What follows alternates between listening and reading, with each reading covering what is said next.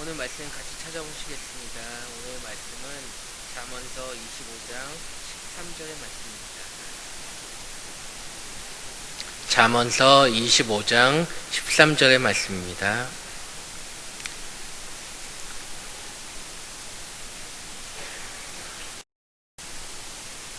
말씀 한 구절을 앞에 화면과 여러분이 소지하실 성경을 참고하셔서 한 목소리로 같이 합독하도록 하겠습니다. 충성된 사자는 그를 보낸 이에게 마치 추수한 날의 얼음 냉수 같아서 능히 그 주인의 마음을 시원하게 하느니라. 아멘. 제가 며칠 전에 영화 한 편을 봤습니다. 2018년에 개봉한 영화인데 천문이라는 영화입니다.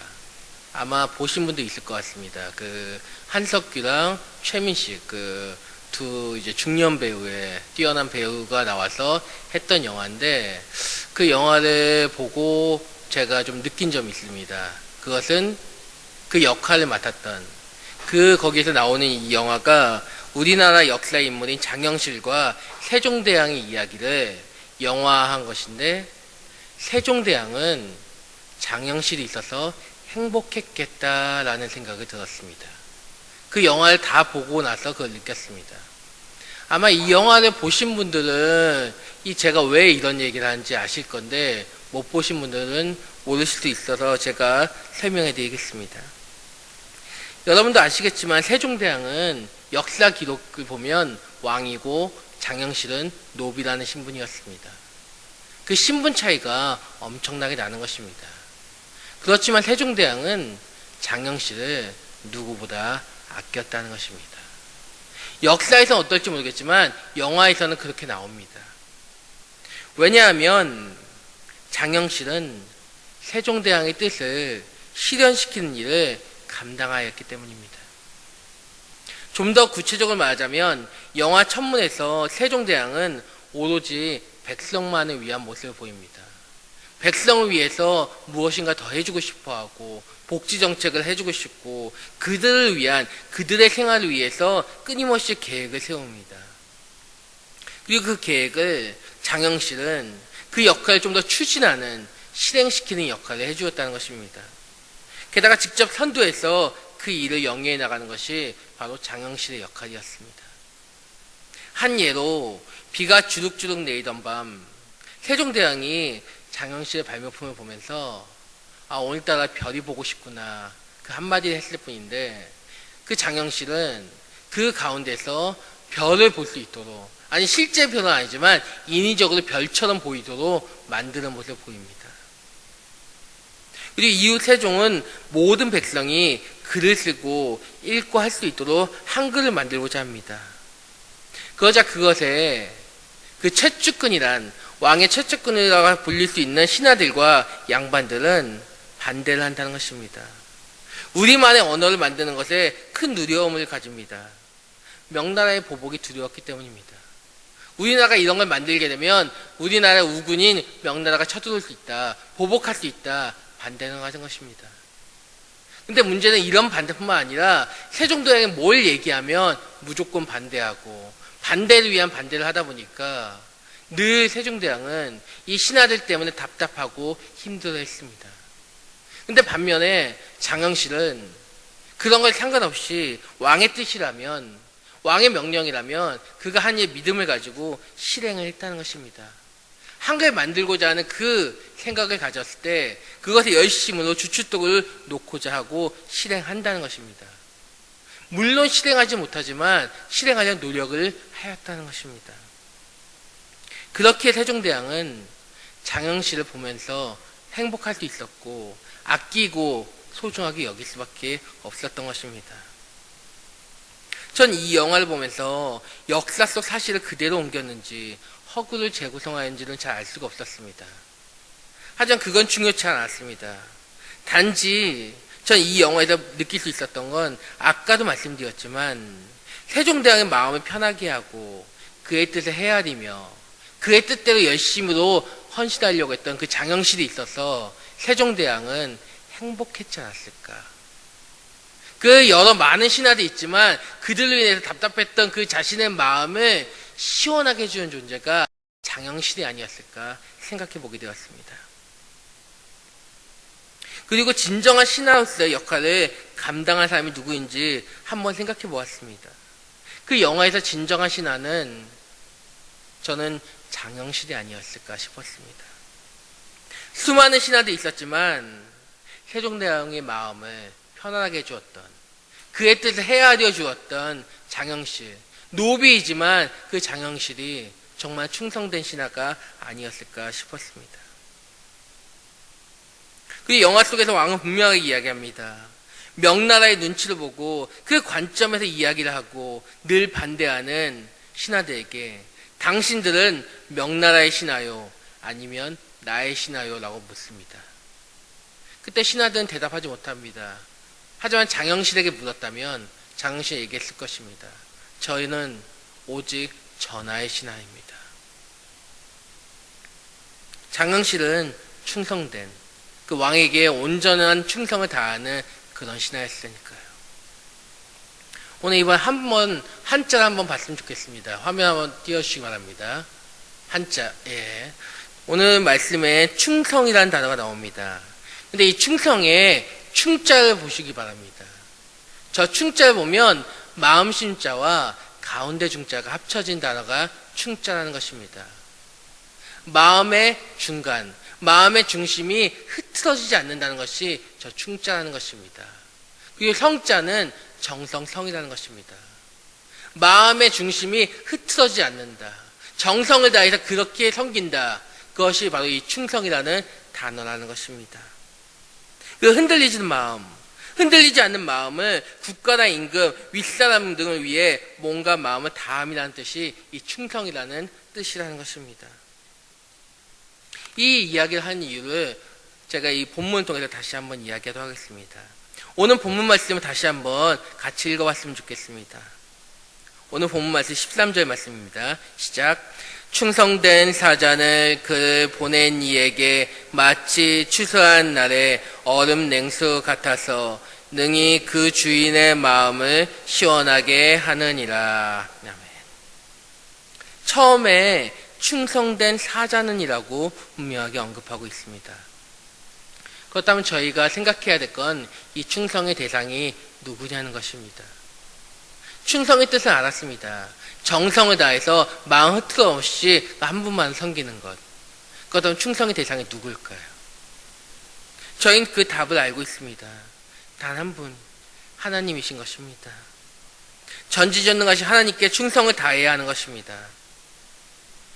그렇다면 충성을 어떻게 보여야 되냐는 것입니다. 충성스러운 모습이 있어야 되지 않습니까? 우리의 모습은 어떠해야 할까요? 아마 이 질문에 대해서는 각자가 생각하는 충성스러운 모습이 있을 거라 생각합니다. 근데 저는 이 모습을 이 영화, 아까 말씀드린 그 첫문에서 그 영화를, 그 충성에 대한 단어의 뜻을 찾아보았습니다. 전 충성의 단어가 친밀해지는 것이 아닐까 싶었습니다. 엄밀히 말하면 신뢰할 수 있는 단계가 되는 것입니다. 서로가 신뢰할 수 있는 것 싶습니다. 종이 주인에게 온전히 충성을 다할 때 주인은 종을 신뢰할 수밖에 없습니다.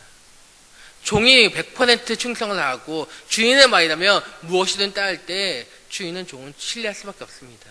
신뢰하다 보면은 모든 걸 얘기할 수밖에 없게 되니까 친밀해질 수밖에 없는 것입니다. 그렇다면 저희는 하나님과 친밀한 단계냐는 것입니다. 하나님과 저희의 그 관계는 어떠하냐는 것입니다. 야고보서 4장 4절 말씀을 같이 찾아보기 원합니다. 야고보서 4장 4절입니다.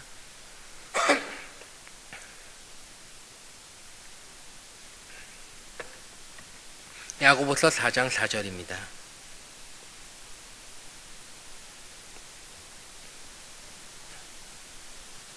야고보서 4장 4절 말씀을 한 목소리로 같이 읽어봤으면 좋겠습니다. 가늠한 여인들아, 세상과 벗된 것이 하나님과 원수됨을 알지 못하느냐. 그런즉 누구든지 세상과 벗이 되고자 한 자는 스스로 하나님과 원수 되는 것이니라. 아멘. 세상과 버타는 것, 세상과 친하게 지내는 것, 세상이 가까이 하는 것은 하나님과 원수된 일이라고 분명하게 기록되어 있습니다. 그리고 그 뒷절인 5절에서는 너희는 하나님이 우리 하신 성령이 시기하기까지 사모한다 하신 말씀을 헛된 줄로 생각하느냐. 현대인의 성경을 다시 읽어드리겠습니다. 하나님이 우리 속에 살게 하신 성령님은 우리를 질투하시기까지 사랑하신다는 성경 말씀을 여러분은 하찮은 말로 생각하십니까? 하나님이 우리를 사랑하시는데 그 사랑이 너무 크다 보니까 질투를 하신다는 것입니다. 그럼 왜 질투를 하십니까? 하나님은 우리만 사랑하시는데 개인 한 명 한 명 다 사랑하시는데 그 한 명이 하나님도 사랑하고 세상도 사랑하면 하나님 입장에서는 질투할 수밖에 없다는 것입니다. 그래서 출애굽기 34장 14절에서는 너는 다른 신에게 절하지 말라. 여호와는 질투라. 이름하는 질투의 하나님이니라. 아멘. 분명히 이야기하십니다.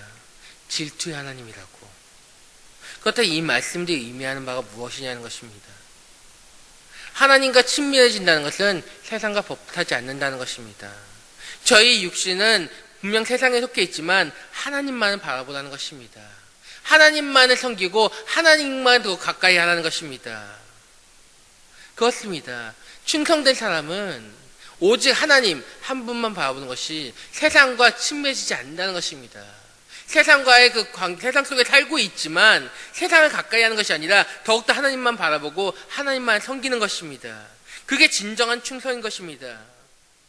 아무리 세상이 좋아 보여도, 권력이 좋아 보여도, 물질이 좋아 보여도 하나님보다 더 사랑하거나 그것을 하나님과 동급을 놓거나 오히려 하나님보다 더 우선순위에 두어서는 안 된다는 것입니다. 그것이 충성된 모습이고 충성된 사자의 모습이 그렇다고 얘기하는 것입니다. 세상을 버타지 않는 것, 세상을 버타는 순간 원수가 된다고 하지 않습니까? 그렇다면 저희의 모습은 어떠하냐는 것입니다. 정말 하나님과 친밀한 관계입니까? 하나님과 세상 둘 다 친밀한 관계를 유지함으로써 두 군데 발 둘 다 놓으면서 세상과 친밀해지면서 하나님과 원수가 되고 있지 않냐는 것입니다. 그러면서 하나님께 충성되이 섬기고 있다고 이야기하고 있지 않냐는 것입니다. 그리고 충성된 사자는 그 보낸 이에게 추수한 날에 얼음 냉수 같다고 이야기합니다. 그래서 능히 그 주인의 마음을 시원하게 한다고 이야기합니다. 여러분 추수를 해보셨습니까? 저는 부끄러운 말이지만 그런 경험을 해보지 못했습니다. 농촌 활동 같은 걸 가도 할 수 있는데 그런 경험을 해보지 못해서 그냥 TV를 통해서 추수하는 장면을 보았습니다. 태양이 내리쬐는 가운데 농밭에서 허리를 구부리고 땀을 흘리면서 하루 종일 낯질하는 것을 보았습니다. 그리고 그게 추수의 모습이었고 그렇게 열심히 일하다 보면 갈증이 나는 것입니다. 덥고 힘드니까요. 근데 그때 누군가 외칩니다. 새 참았어요. 드시고 하셔요. 딱 그 순간 농부들의 모습은 그 행복한 모습은 이루 말할 수가 없었습니다. 기쁜 것입니다. 그리고 그 순간 그릇에 막걸리 한 잔 꼴꼴꼴 하면서 쭉 들이키는 순간 그 모습이 너무 행복해 보여서 막걸리 먹지 않은 저 또한 그 한 잔 마시고 싶다라는 생각이 들 정도였습니다. 근데 왜 하필 추수하는 순간에 얼음 냉수라고 했을까요? 왜 그런 즐거움을 준다고 된다고 했을까요? 하나님을 시원하게 준다는 것입니다. 추수할 때 그 하나님을 시원하게 준다는 것입니다. 충성된 사자는 주인의 생각을 알기 때문인 것입니다. 아까 제가 영화에서 얘기했듯이 장영실이 세종대왕에 인정받았다는 것은 주인의 뜻, 세종대왕의 뜻을 이해하고 그 뜻에 부합했고 그 부합대로 온전히 행하려고 했기 때문입니다. 당신 아들은 촉하여 주시옵소서 전하 늘 반대를 위한 반대를 했지만 자신의 익속을 위해서 끊임없이 반대했지만 장영실은 그대로 따랐기 때문입니다. 마찬가지인 것입니다. 충성된 자는 하나님의 뜻을 이해하고 그 뜻을 수행하는 데 있는 것입니다. 출소한 순간에, 가장 중요한 순간에 그 자리에서 그 역할을 감당하고 그 일을 감당했기 때문에 흐뭇하고 시원한 것입니다. 두 번 말 안 해도 되니까 너무나 기쁜 것입니다. 근데 왜 하필 얼음 냉수냐는 것입니다. 그냥 냉수도 아니고 그냥 물도 아닌 얼음 냉수라고 하는 데는 이유가 있을 것입니다. 그 얼음 냉수를 마시는 순간 입에서 감탄사가 나옵니다. 그 더위가 그 순간, 그 잠시 동안 순간 더위가 사라지는 것입니다. 마찬가지인 것입니다. 충분한 사자가, 충성된 사자가 하나님 뜻을 알고 행하는데 그치는 것이 아니라 그 문제를 시원하게 해결하는 것입니다. 그 행동을 보면, 그 출세 때 열심히 하는 그걸 보면 그 순간만큼 내 답답함이 온전히 해결됨으로써 시원할 수밖에 없는 것입니다. 그냥 미지근하게 적당하게 제대로 그냥 감당 안 하고 대충 하는 것이 아니라 확실하게 감당함으로써 내가 하나님 보시고 하나님 슬퍼하셔서 그 문제를 그 사자가 가서 그 역할을 온전히 감당함으로써 시원하게 내 마음을 행복하게 해주니까 얼음 냉수라고 표현한 것이라고 보는 것입니다. 그렇다면 저희는 어떠한지 살펴야 될 것입니다. 저희는 주님 보시기에 이런 얼음 냉수 같은 존재겠냐는 것입니다. 아니면 그냥 물, 그냥 목마르니까 마시긴 하는데 어쩔 수 없이 마시는데 미지근해서 그냥 조금 갈증을 해소하는 정도, 그런 물입니까? 아니면 그냥 뜨거운 물이라서 먹지도 못하는 그런 물입니까? 저희는 어떤 존재냐는 것입니다. 저희는 늘 하나님을 사랑한다고 얘기했습니다. 하나님의 일꾼이라고 얘기했고 하나님이 도구라고 저희 자신을 지칭했습니다. 그런데 정말 일꾼으로서, 도구로서 하나님께서도 그렇게 생각하셨을까요? 지금까지 우리의 모습을 보면서 정말 그렇게 생각하셨을까요? 그리고 충성된 일꾼이라고 하나님께서 그렇게 여기셨겠냐는 것입니다. 여러분, 오늘은 5월 6일입니다. 그리고 내일 모레는 5월 8일 어버이날입니다. 1년에 한 번 돌아오는 부모의 날인 것입니다. 그리고 이번 주일은 어버이 줄로 지킵니다. 부모님의 은혜를 기억하면서 하루를 보내고 그분의 사랑을 기억하면서 보내는 날이 5월 8일인 것입니다. 아마 여기 계신 분들은 거의 다 부모님이시니까 자녀들에게 바라는 것이 있을 것입니다. 모든 부모님들이 그런 건 아니겠지만 5월 8일만큼은 내 자녀가 속 좀 안 썩였으면 좋겠다. 좀 이날만큼은 말썽 피지 않고 사고 치지 않고 내 말 좀 잘 들었으면 좋겠다. 이날만큼은 자녀들끼리 싸우지 않았으면 좋겠다. 그런 마음을 품는 분들이 계실 거라 생각합니다. 아마 몇몇 분들 이미 다 커서 상관없겠지만 아마 어릴 때, 내 자녀가 어릴 때 너무나 날 속썩여가지고 힘들어서 그런 마음을 품으신 분도 있지 않았을까 싶습니다. 그리고 저희 부모님도 그러하셨고요. 뭐 카네이션 다 드리는 게 중요한 게 아니라 제발 좀 내가 얘기하면 무조건 한 번에 딱 순종하고 심부름 시키면 네 알겠습니다 하고 갔으면 좋겠다는 마음을 가시는 분들이 많지 않았을까 싶습니다.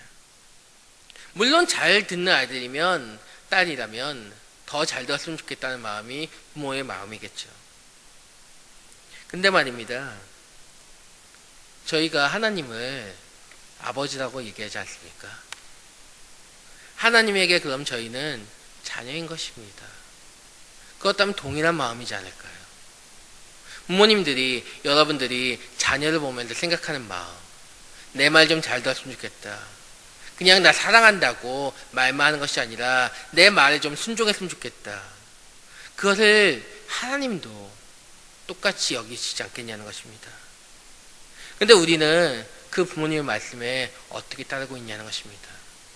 하나님의 말씀에 어떻게 따르고 있냐는 것입니다. 마태복음 21장 28절 31절 말씀을 같이 찾아봤으면 좋겠습니다. 마태복음 21장 28절 31절입니다.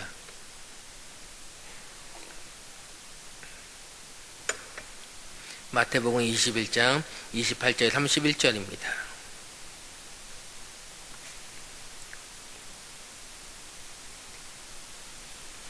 한 목소리 읽도록 하겠습니다. 그러나 너희 생각에는 어떠하냐? 어떤 사람에게 두 아들이 있는데 맏아들에게 가서 이르되 얘 오늘 포도원에 가서 일하라 하니 대답하여 이르되 아버지 가겠나이다 하더니 가지 아니하고 둘째 아들에게 가서 또 그와 같이 말하니 대답하여 이르되 실소이다 하다가 그 후에 뉘우치고 갔으니 그 둘 중에 누가 아버지의 뜻대로 하였느냐? 이르되 둘째 아들이니이다. 예수께서 그들에게 이르시되 내가 진실로 너에게 이르노니 세리들과 창녀들이 너희보다 먼저 하나님의 나라에 들어가니라. 아멘. 어떤 사람에게 아들 둘이 있다고 합니다. 그 두 아들에게 첫 번째 아들에게 가서 묻는 것입니다. 얘 포도원에 가서 좀 일 좀 하지 않겠니? 근데 첫째 아들은 즉각적으로 대답합니다. 네, 갈게요. 하고 뭐 여러 가지 일을 하다 바빴는지 아니면 까먹었든지 간에 안 갔다는 것입니다. 결론적으로 거짓말을 한 것입니다. 그리고 둘째 아들은 안 간다고 했다가 나중에 뉘우치고 갔다고 얘기합니다. 뭐 이 뉘우침이 혼나고 나서 뉘우치고 간 건지 아니면 부모님 말씀에 따르지 않는 것이 옳지 않다 여겨서 스스로 마음을 고쳐먹고 갔는지는 잘 나오지 않습니다. 어쨌든 갔다는 것입니다. 그리고 이 비유를 드신 예수님 물으십니다. 이 두 아들 중에 누가 아버지의 뜻대로 행하였냐고요. 그러자 둘째 아들이라고 다들 대답합니다. 근데 이 두 아들 중에서 그나마 첫째 아들보다는 둘째 아들이 맞지만 보기에는 없지만 얘하고 즉각적으로 순종하는 아들, 그 아들이 정말 맞지 않겠냐는 것입니다. 그것이 아버지의 마음도 기쁘게 하고 아프지 않게 하고 기쁘게 하는 아들, 자녀된 도리일 것입니다. 그리고 저는 이것이 충성된 사자의 모습이 아닐까 싶습니다. 하나님께서 분명히 저에게 맡기신 사명이 있습니다. 바로 세상 사람들에게 복음을 전하는 것입니다. 그 명령에 저희가 어떻게 따르고 있냐는 것입니다. 네, 갈게요. 네, 제가 가겠습니다, 주님. 하고 가지 않는 모습. 네, 아니요, 저 안 갈 거예요. 하지만 나중에 가는 모습. 어떤 모습이냐는 것입니다. 분명히 나옵니다. 오늘 본문에서 충성된 사자라고.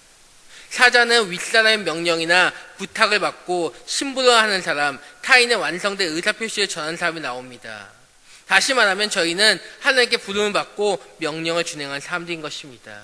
그 복음이라는 예수님을 전하는 그 일을 저에게 받은 사명자인 것입니다. 근데 그 사명자로서 저희는 첫째 아들의 모습입니까? 아니면 둘째 아들의 모습입니까? 어떤 모습을 저희가 취하고 있냐는 것입니다. 근데 저희가 이 일을 사명을 받은 저희들의 달란트는 다 다릅니다. 그렇게 도출된 결과가 다릅니다. 근데 이 부분에서 충성된 사자의 모습에 역시 오늘 읽지 않았지만 마태복음 25장을 보면 타국에 가는 주인의 모습이 나옵니다. 그 주인은 타국에 가면서 3명의 종을 부릅니다. 그리고 이야기합니다. 첫 번째 종에게 너에게는 5달란트를 맡기고 간다. 두 번째 종에게는 너에게는 2달란트를 맡기고 간다. 세 번째 종에게 너에게는 1달란트를 맡기고 간다. 내가 언제 올지는 알 수 없지만 나의 소유를 너에게 맡기고 간다. 그리고 주인은 오랜 뒤에 돌아와 종들을 불러 결산을 시작합니다. 첫 번째 종이 주인 앞에 찾아와 말합니다. 주인님이 주신 5달란트를 가지고 장사를 하여 5달란트의 이득을 남겼나이다. 그러자 주인은 이야기합니다. 잘하였도다 착하고 충성된 종아. 내가 작은 일에 충성하였으니 내가 많은 것을 내게 맡기리니 내 주인의 즐거움에 참여할지어다 하고 충성된 종이라고 칭찬하는 것입니다. 2달란트 받은 사람도 마찬가지인 것입니다. 받자마자 장사를 하여 2달란트를 남기고 주인을 보고함으로써 똑같은 칭찬을 받습니다. 근데 문제는 1달란트 받은 사람입니다. 그는 땅을 파고 주인의 돈을 감추어 두었다가 다시 가져옵니다. 그리고 말합니다. 주인이여 당신은 굳은 사람이라 심지 않은 데서 거두고 해치지 않은 데서 모은 줄을 내가 알았으므로 두려워하여 나가서 당신의 달란트를 땅에 감추어 두었나이다. 보소서 당신의 것을 가졌나이다. 여러분, 이건 핑계입니다. 그 이유는 주인의 대답에 나오는 것입니다. 내가 마땅히 내 돈을 취리한 자들에게 맡겼다가 내가 돌아와서 내 원금과 이자를 받게 하였을 것이니라 하고, 땅에 묻지 않고 돈을 취리한 사람들에게 맡겼다면 조금의 이자도 받았을 것이라는 것입니다. 저는 여기서 한 달란트 받은 사람 왜 그렇게 했는지 생각해 보았습니다. 저는 조심스럽게 생각해 보는 게 다른 사람과 비교를 하지 않나 싶습니다. 저 사람은 5달란트, 저 사람은 2달란트 받았는데 자신은 가장 적은 달란트인 1달란트를 받음으로써 기분이 나빴던 것입니다. 짜증이 나고 그러다 보니까 그냥 땅에 묻고 아무것도 안 하다가 가져온 것입니다. 근데 그냥 가져가면 혼날 것 같으니까 변명을 하는 것입니다. 그냥 구구절절 변명을 하는 것입니다. 그러자 주인은 그 1달란트를 뺏어버리고 그냥 밖으로 내쫓아버립니다. 안타까운 결과인 것입니다. 근데 여러분이 이 2달란트 받은 사람 어떻습니까? 1달란트 받은 사람보다는 하나 더 받았습니다. 하지만 5달란트 받은 사람과 비교한다면 적게 받은 것입니다. 하지만 그는 비교하지 않고 그냥 자기의 있는 것에 묵묵히 자신의 일을 감당하였다는 것입니다. 그랬기에 동일한 칭찬을 받았고 착하고 충성된 종이라는 칭찬을 받은 것입니다. 제가 이 이야기를 드리는 이유는 저에게 주어진 달란트가 다 다를 수 있다는 것입니다. 사명은 같지만 역할은 동일한 목적을 받았지만 그것을 행할 능력이 다 다를 수 있습니다. 하지만 그 능력을 가지고 다른 사람과 비교하는 것이 아니라 내가 할 수 있는 최선의 노력을 다하면 된다는 것입니다. 그것에 대한 보상은 하느님께서 동일하게 칭찬하실 것입니다. 내가 그걸 가지고 최선을 다했을 때, 열심히 감당했을 때, 그리고 누구랑 비교하지 않고 저 사람이 뭘 하든 않고 내 역할을 열심히 감당했을 때 하느님께서는 착하고 충성된 종이라고 분명히 칭찬하실 것이라는 것입니다. 영화 속에서도 장영실 세종도가 인정받은 것은 남들이 잘 때도 혼자서 도서관에서 책을 찾고 연구를 거듭했기 때문입니다. 저 사람 쉬는데 난 일할 이유가 있을까 하는 것이 아니라 자신의 일을 감당했기 때문입니다. 저희도 마찬가지인 것입니다. 충성이란 이런 것입니다.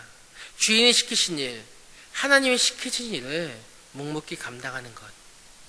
하나님이 항상 계시는데 누가 있든 없든 간에 내가 그 자리에서 그 사명을 감당한다면 하나님께서 내 모습을 보고 충성된 사자라고 볼 것이고 그리고 그 일로 인해서 하나님의 마음이 시원하게 된다는 것입니다. 그리고 그것이 충성된 모습, 참된 그리스도의 자세일 것입니다. 여러분, 요즘 전도대가 다시 시작을 못하고 있습니다. 왜냐하면 지금 코로나로 인해서 잠시 멈춤을 갖고 있습니다. 하지만 저희가 있는 자리에서는 할 수 있는 것입니다. 그냥 조심스럽게 내가 할 수 있는 방법으로 할 수 있다는 것입니다. 굳이 다른 사람 모이는 것이 아니라 내가 있는 자리에서 최선을 다하고 또 사람들이 모이면 그 자리에서 또 함께 공동체여서 나가면 되는 것입니다. 그 하나님 뜻에 맞게 살아갈 때 주님께서는 또 그것에 맞는 방법을 열어주신다는 것입니다. 한 가지 이야기를 들려드리고 말씀을 마무리할까 합니다. 어린 왕자라는 책이 있습니다. 여러분도 예전에 이 이야기를 읽으셨을 것입니다. 이 어린 왕자라는 책에는 그 초반에 보면 바오밥 나무라고 나옵니다. 이 바오밥 나무는 이 뿌리가 처음에는 그냥 장미꽃처럼 생겨서 구별하기 힘든데 이게 크게 자라나면은 행성을 잡아먹을 정도로 커진다고 합니다. 그래서 그때는 잘라내고 싶어도 잘랄 수가 없는 정말 큰 열매가 된다고 합니다. 저는 전도도 이렇지 않나 싶습니다. 저희가 전도하는 열매, 저희 전도하는 그 복음을 전하는 것, 그 말 한마디, 처음에는 그렇게 드러나지 않을 것입니다.